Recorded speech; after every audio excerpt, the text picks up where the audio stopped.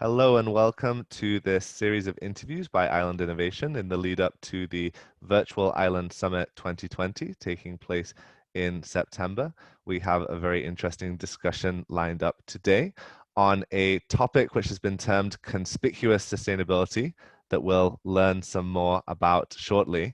And this is being structured around this conversation is being structured around a new paper that's recently come out by two of our speakers entitled Reflections on Conspicuous Sustainability, Creating Small Island Dependent States Through Ostentatious Development Assistance. So today we have Ilan Kelman, Professor of Disasters and Health at the University College London, Adam Grydehøj, Director of Island and Coastal Zone Institute at Xizang College, and Genève Philip-Durham, who's an independent consultant from Trinidad and Tobago and also a Virtual Island Summit ambassador. And I should have added doctor before all three of our speakers' names for their introductions. We have some very interesting and global angles for this discussion.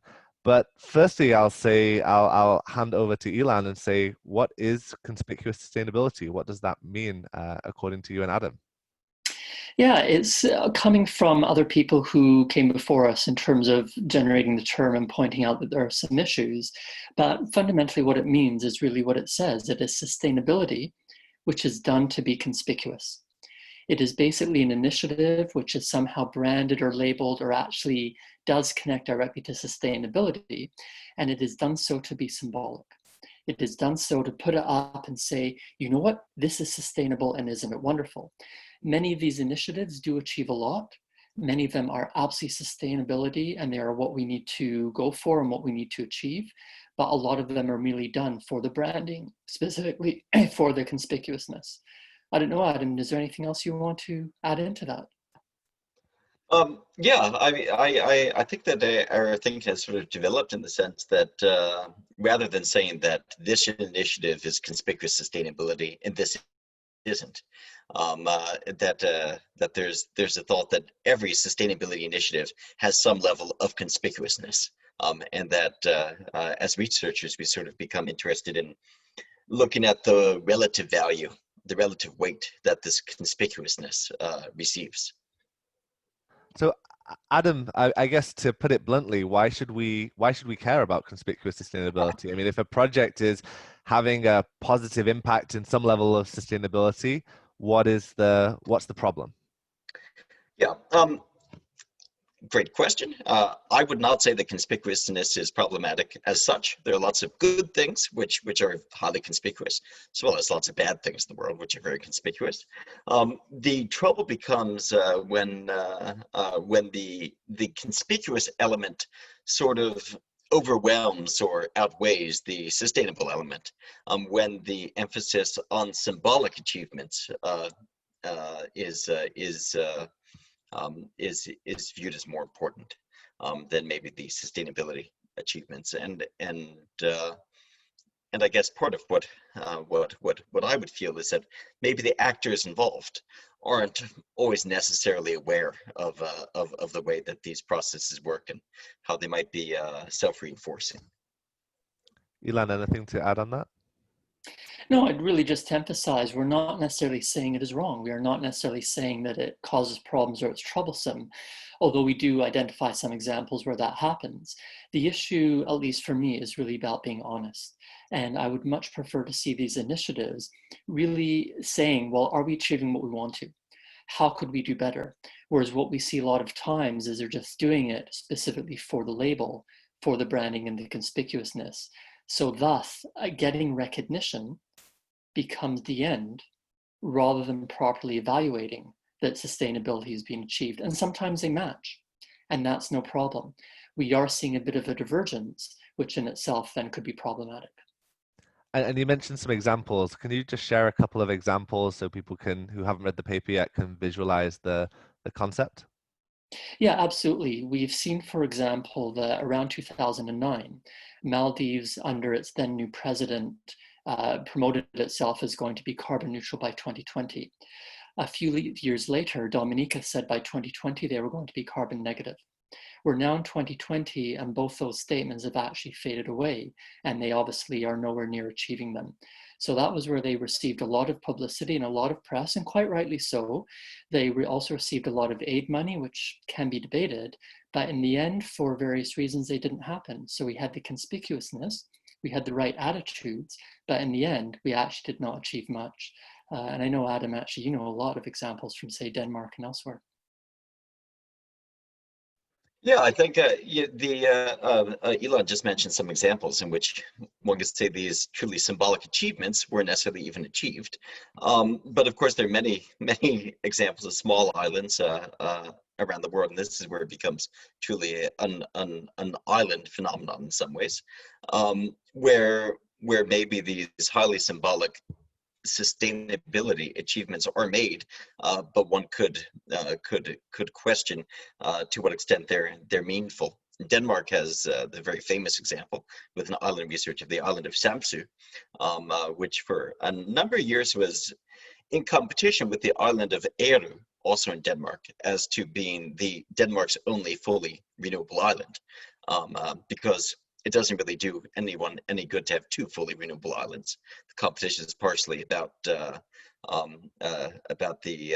idea of being the role model, being better than anyone else in a sense. Samsø has become, within sustainability circles, a world famous actually, as having it's 100% renewable energy production. But what we find is that Samsø has been very good at this is a small island. It's been very good at getting a lot of publicity, getting certain kinds of tourism as a result of this. But the island has also been constantly chasing these diminishing returns in terms of ever greater sustainability. Because again, the purpose of this seems to not simply be that we want to protect the environment or we want to bring down energy costs. The purpose is in part to be better than anyone else. That brings this competitive element into what I think we would all like to see as some kind of cooperative global movement towards sustainability. So Ilan, you mentioned that this is kind of has some specific connections to islands. I mean, clearly this is not a concept that needs to be unique to islands. There's many other things that could be thought of to be conspicuous sustainability, but why do you make the connection to islands, whether they're SIDS or other places around the world like Denmark and Greenland? No, and that is actually exactly what we're looking at the moment. We focus on islands because of their importance and because that tends to be a lot of the areas which we research. But we do ask in some of the articles and its ongoing discussion, is this really coming from islands and islanders? Or does it apply to other places, non-islands? And in fact, how much of island conspicuous sustainability is actually pushed, driven, and created from the outside, from the non-islanders? So are islands special? Well, they are to me, but obviously we debate it and there are some aspects, yes and no. Is this particularly unique to islands? Probably not, but we simply are continuing the research to answer those questions in much more detail and with more specific local examples. Fantastic. Well, I think this is a good moment to bring in Genève, who's done extensive research in the Caribbean around development agendas and islands. So, Genève, I guess your general comments to start off with, and then feel free to start the interrogation with your own questions. Thanks so much, James, for arranging this. And it's a pleasure to be joining Ilan and Adam. I think it's a great contribution to the academic literature. And I really think the concept is a great conversation starter for some of the challenges. And I really want to speak specifically to the article and to the case, Dominica. I just wanted you to shed a bit of light on the research methodology because I'm not quite sure that it came through very distinctly, some of the methods that you would have used to arrive at some of your very bold conclusions that I'd be happy to discuss as we go along. So either of you gentlemen, feel free. Yeah, regarding method, a lot of it is example-based, and it's not trying to tar or tarnish every single possible entity. In fact, it's not even trying to tar or tarnish the specific examples we use, because as we said, it's not necessarily problematic. So this idea is in the literature. conspicuous sustainability, we felt that it was appropriate to investigate. So we looked for examples which had aspects of matching what the theory says, aspects which didn't match, and then try and generate some sort of conclusions in terms of what cautions might be. Again, emphasizing it doesn't necessarily mean that the actions are incorrect, but I think we do identify some very clear examples, including in Dominica, where the policy suggestions are actually not in line with the science. I don't know, Adam, anything to add more regarding the method? No, I think you've covered that pretty well, but it does bear emphasizing that as you've said, it's not necessarily bad when sustainability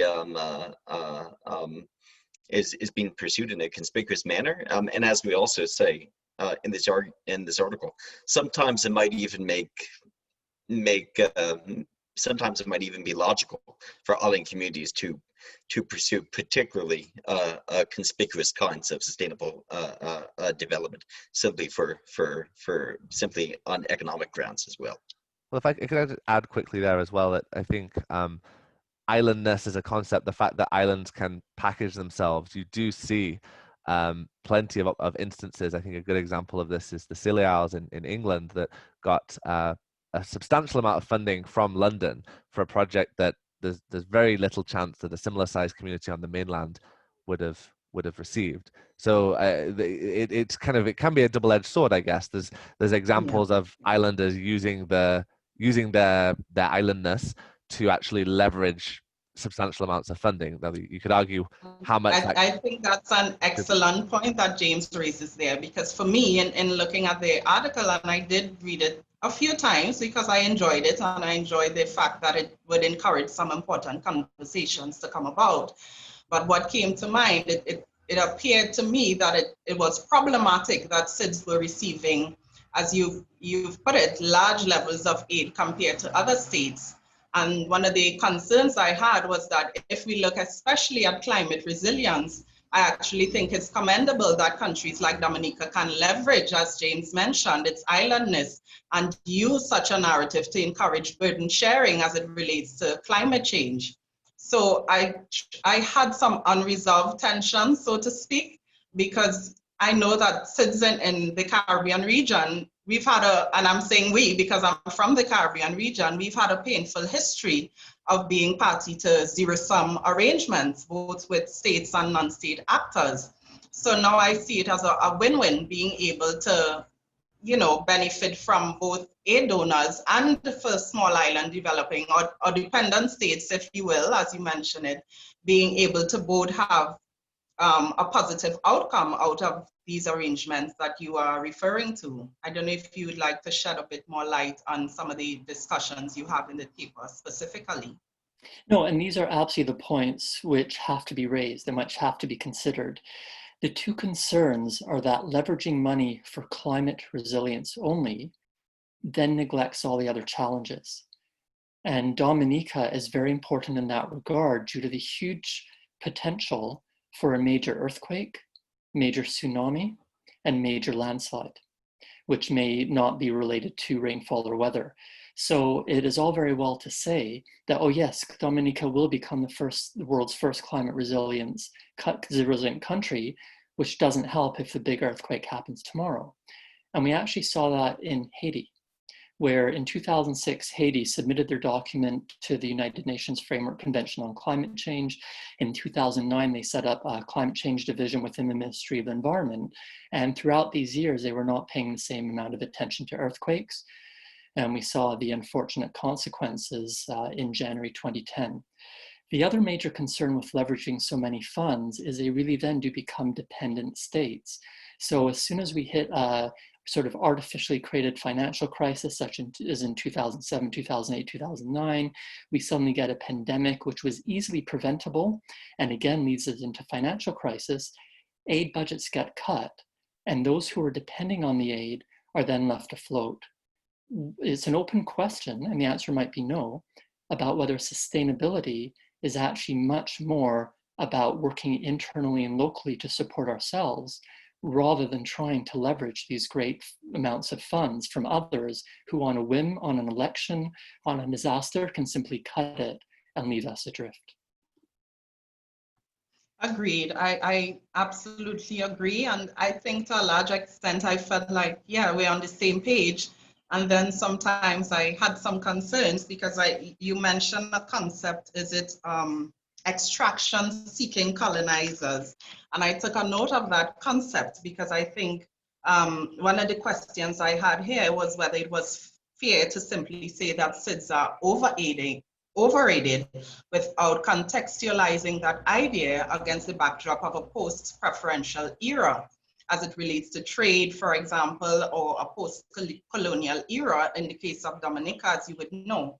So I would have liked to see you spend some more time fleshing out what exactly that means for what you see unfolding and really capturing some of the nuances, because you mentioned things like poverty and other projects that may be sidelined or undermined because of the dependency syndrome. But I really, I was concerned that some of the issues you raised were being conflated, because I think then we would run the misfortune of missing the opportunity to address some of these localized nuances and island-nominated challenges from within, which, you know, when the perception is given that, you know, we are accepting aid for X, Y, or Z rather than focusing on governance or policy. I really think that these are, you know, these should not be engaging the attention of non-state actors as much as it should be focused on internally. And I would have liked to see some of that discussion come about more in the article, although I know it's only so much you can capture and cover, but I think, you know, you run the risk of not giving a full picture, so to speak. Don't know if you want to add anything there. Yeah, I could possibly. You know, I think possibly maybe because of the different kinds of places that Ilan and I study, I tend to be much more comfortable with very high levels of aid in island communities. What strikes me sort of with the cases that we consider in this article, as well as my other experiences in non-SIDS contexts, is that for me the trouble isn't the aid as such, but that the aid, it's not the volume of aid, but the fact that the aid tends to be channeled toward particularly conspicuous type projects, rather than necessarily what island governments, island populations actually necessarily believe are the priorities for society, but you end up maybe sort of shaping your sense of priorities on the basis of a perception of where aid is available. So if it seems that now's a good time to seek aid for climate change issues, for climate change resilience, and that might encourage certain kinds of sustainable development projects. Certainly, in my experience in North Atlantic and in Baltic Sea island communities, I find that quite often particular sustainable development projects are sculpted around particular kinds of funding calls. And it might be done simply in order to generate short-term employment, which might again make logical sense for the communities in question. That might actually be, it might be worthwhile to have jobs funded by aid for particular projects.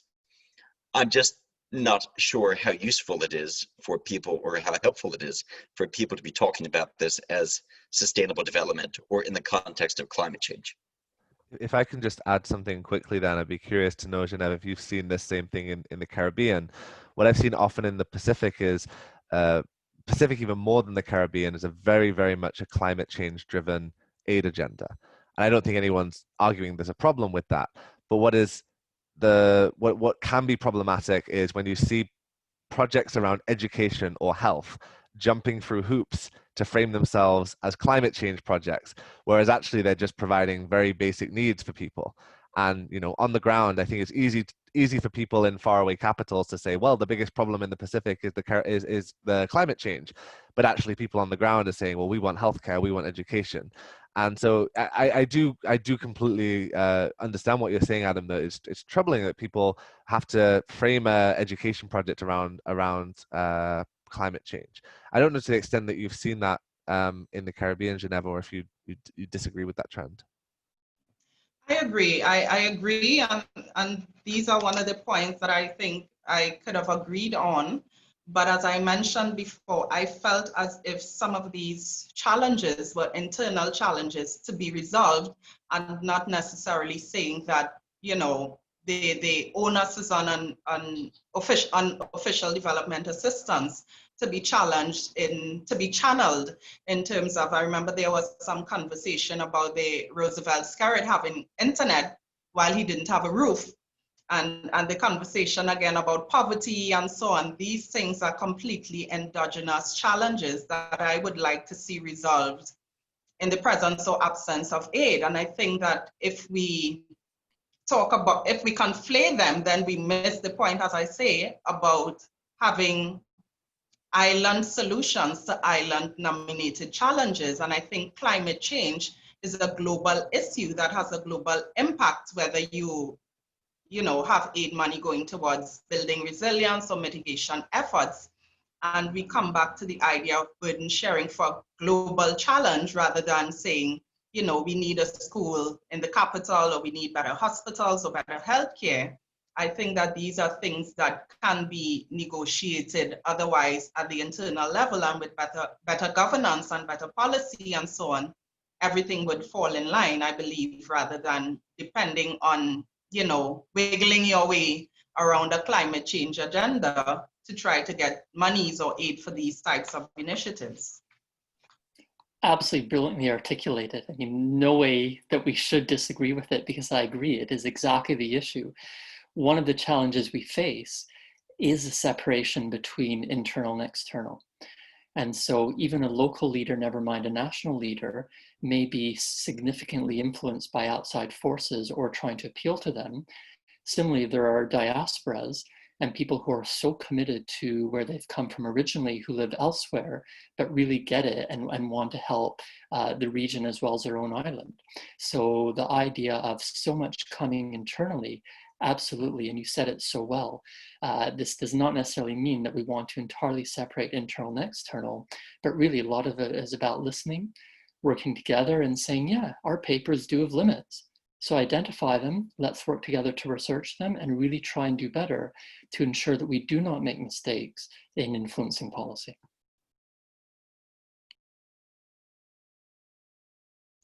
Agreed. And another point, another concern I had and I thought about asking was whether we felt that SIDS were being singled out, the diplomacy of SIDS was being singled out for scrutiny versus the scrutiny that some of the predatory approaches of larger states in the multilateral arena may pursue.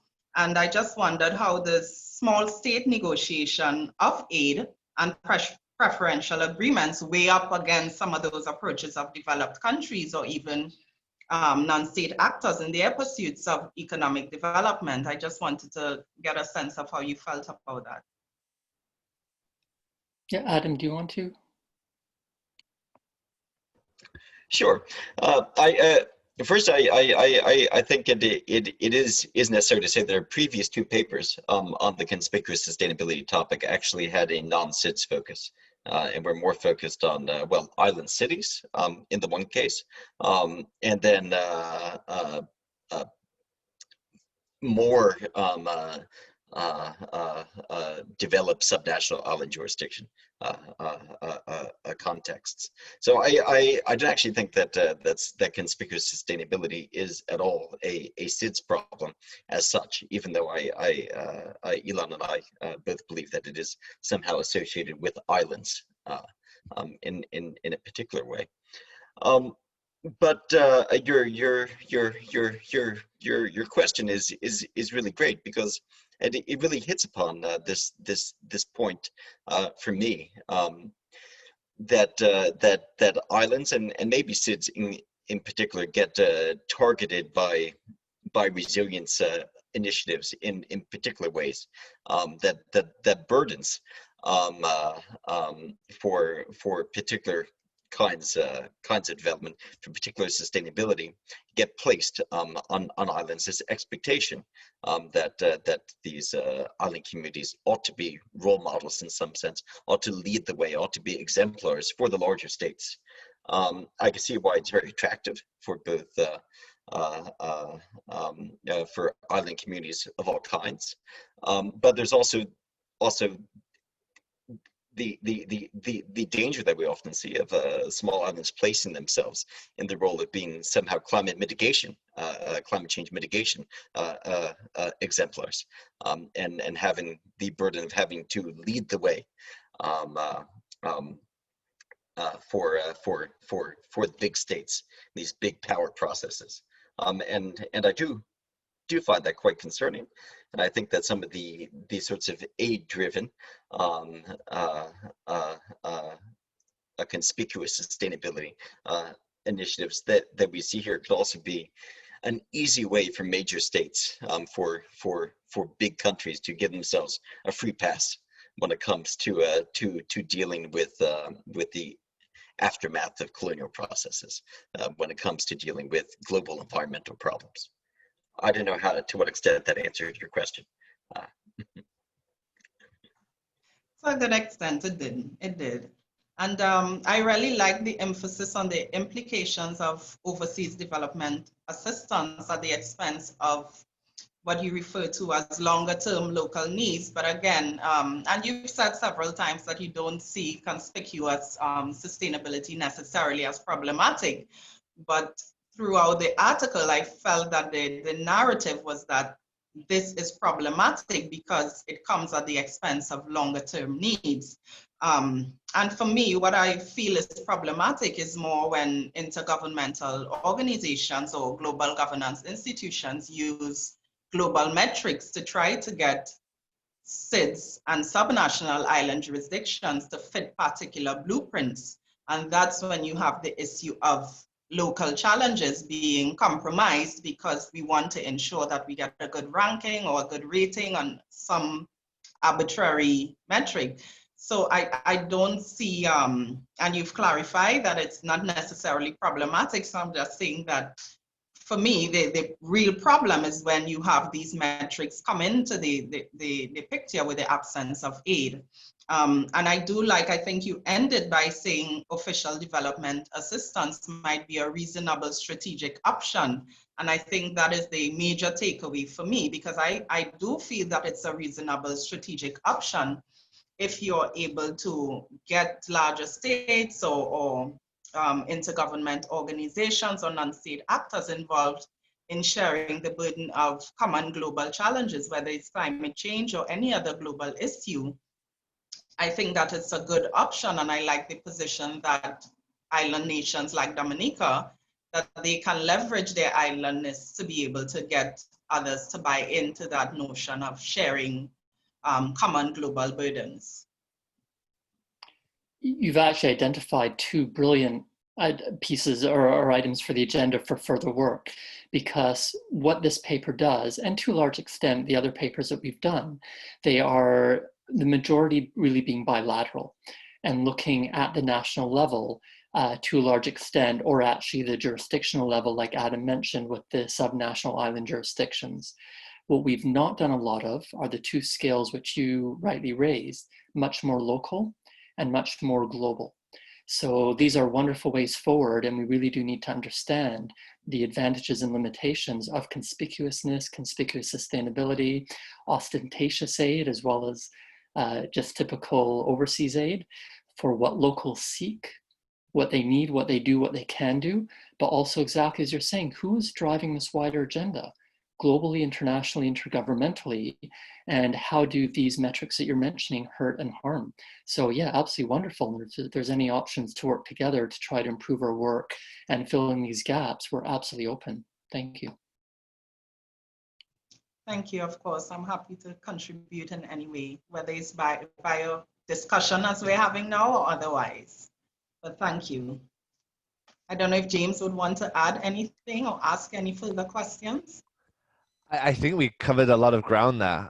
Really interesting to see different angles, and there's, you know, a lot of critiques that we can make here with assumptions and different analysis. But what I always like about the angle that Adam and Ilan take in their research is it is refreshing and a new perspective that I think often doesn't get covered enough. So I appreciated the opportunity to kind of listen to you deconstruct a little bit how you make these analysis and analyses, and look forward to the next research coming out. So no, I don't think there's any more questions from myself. Are there any final comments that individuals would like to make? I'll make I'll make one little final comment. I think that the overall thrust of these various papers that we've done and our thinking in general isn't, I mean, we certainly don't want to say that sustainable development initiatives are bad things. What we would like to encourage is people to be more aware of what role the conspicuousness, the element of conspicuousness plays in any given initiative. Maybe it plays a positive role. Maybe this is what allows true, genuine development to happen. But maybe sometimes the conspicuousness sort of overwhelms everything else. So it's just maybe a call for awareness of how sometimes these island advantages, this island ability to do something special, can become self-defeating. And for me, I think we need far more comments and questions like Genève asked us. I would like to hear so much more from actually policymakers and decision makers, as well as just people running the businesses, people implementing some of these on the ground, because we do a lot of reading, a lot of writing and literature searching, but it is very much from an academic perspective. So what does our work mean for those who have to make the decisions? Absolutely, and I agree wholeheartedly, and I share your sentiment that official development appropriation, or they are often disconnected from island realities. But I think whether the benefit is short-term or long-term, it's a benefit that augurs well for both the donors and the islands, because I'm happy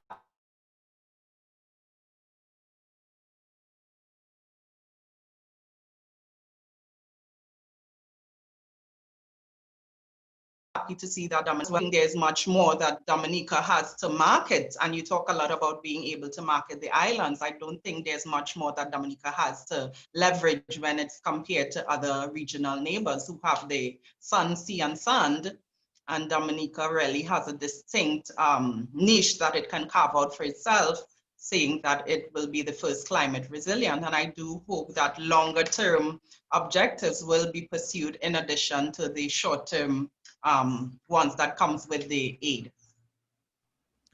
Well, Genève, Ilan, Adam, thank you so much for all of these comments and discussion today. It was really interesting to talk with you all, and we didn't even begin to broach the topic of how this new COVID paradigm is going to change everything, which I'm sure is going to be, or not change everything, we'll see. But I'm sure that will be a future topic to cover. So thank you, all of you. It was a real pleasure, and all the best. Thank you.